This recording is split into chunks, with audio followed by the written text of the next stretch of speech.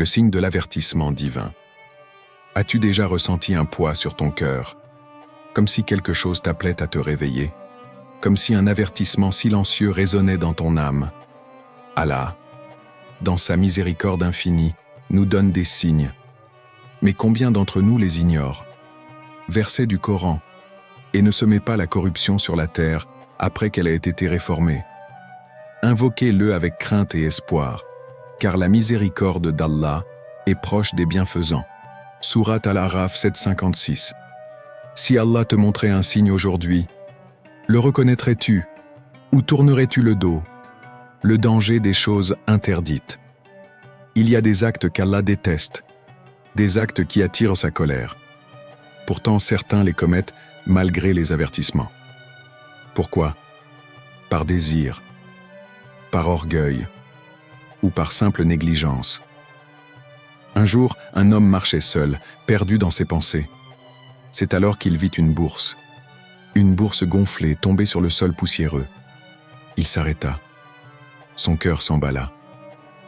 Ceci est une épreuve d'Allah, pensa-t-il. Il s'agenouilla lentement, effleura du bout des doigts le cuir usé.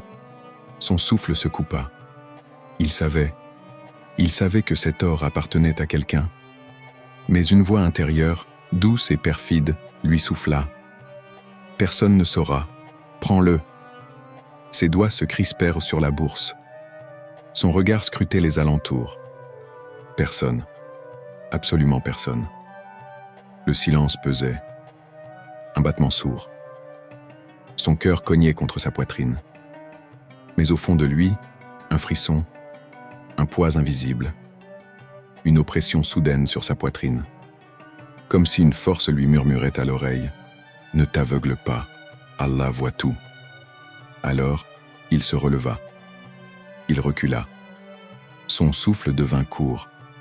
Comme le dit ce passage du Coran, « Quiconque fait le poids d'un atome de bien le verra, et quiconque fait le poids d'un atome de mal le verra. » Sourate Az-Zalzala 99,7-8.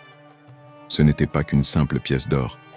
C'était un test, une preuve de ce qui sommeille dans le cœur des hommes. Et toi? Combien de fois as-tu déjà entendu cette petite voix en toi?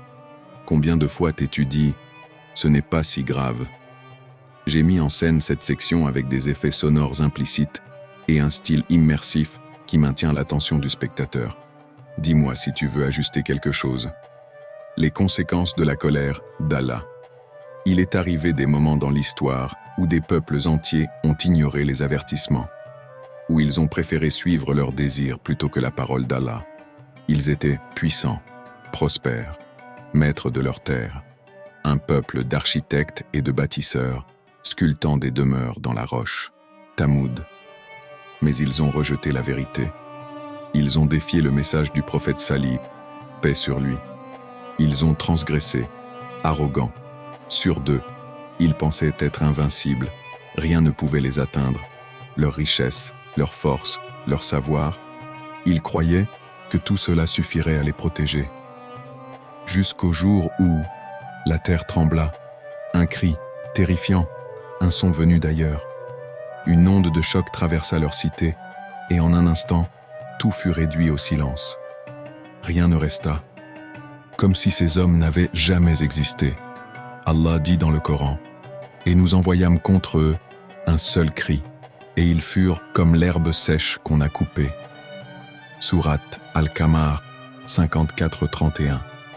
Regarde autour de toi. Lorsque nous négligeons les interdits d'Allah, pensons-nous être vraiment en sécurité? Cette section plonge dans une narration intense, alternant suspense et impact émotionnel pour captiver le spectateur. Comment éviter la colère d'Allah? Mais Allah est Ar-Rahman, le très miséricordieux. Il n'abandonne jamais ses serviteurs. Même lorsque nous nous égarons, il nous laisse toujours une porte ouverte. 3 clés, 3 chemins pour s'éloigner de sa colère et retrouver sa lumière. 1. Reconnaître nos fautes et demander pardon. Qui n'a jamais fauté? Qui n'a jamais trébuché? Mais la pire erreur, ce n'est pas de tomber. C'est de croire que nous sommes trop loin pour être relevés. Allah dit, 10.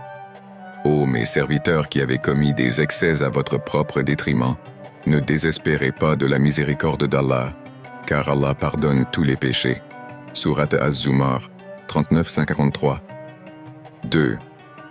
S'éloigner des péchés, même s'ils semblent attrayants, parce que le mal ne se présente jamais sous un visage effrayant. Il se pare d'or, de plaisir, d'illusions. Mais Allah nous met en garde. Et ne vous approchez pas des turpitudes, tant apparentes que cachées. Sourate Al-An'am, 651. Car parfois, le premier pas vers l'interdit semble insignifiant, mais il mène à une route dont il est difficile de revenir. 3. Se tourner vers Allah avec sincérité. Rien ne peut nous sauver, si ce n'est un cœur sincère, un cœur qui revient, qui cherche à s'élever. Et repentez-vous tous devant Allah, ô croyants, afin que vous récoltiez le succès. Sourate An-Nur, 24-31. Si aujourd'hui était ton dernier jour, comment aimerais-tu rencontrer ton Créateur? Cette section offre une atmosphère méditative et spirituelle, avec un ton apaisant et un appel à l'introspection. Dis-moi si tu veux que j'ajuste quelque chose. Choisir le chemin d'Allah. Ne pense pas qu'Allah te laisse sans avertissement. Les signes sont partout. Dans ton cœur, dans ton quotidien, dans chaque souffle que tu prends. La question est, vas-tu les écouter? Ne fais pas partie de ceux qui regrettent quand il est trop tard. Reviens à lui, maintenant. Verset final. Et repentez-vous devant votre Seigneur, et soumettez-vous à lui, avant que le châtiment ne vous atteigne, et que vous ne puissiez être secourus. Sourate Az-Zumar 39-54.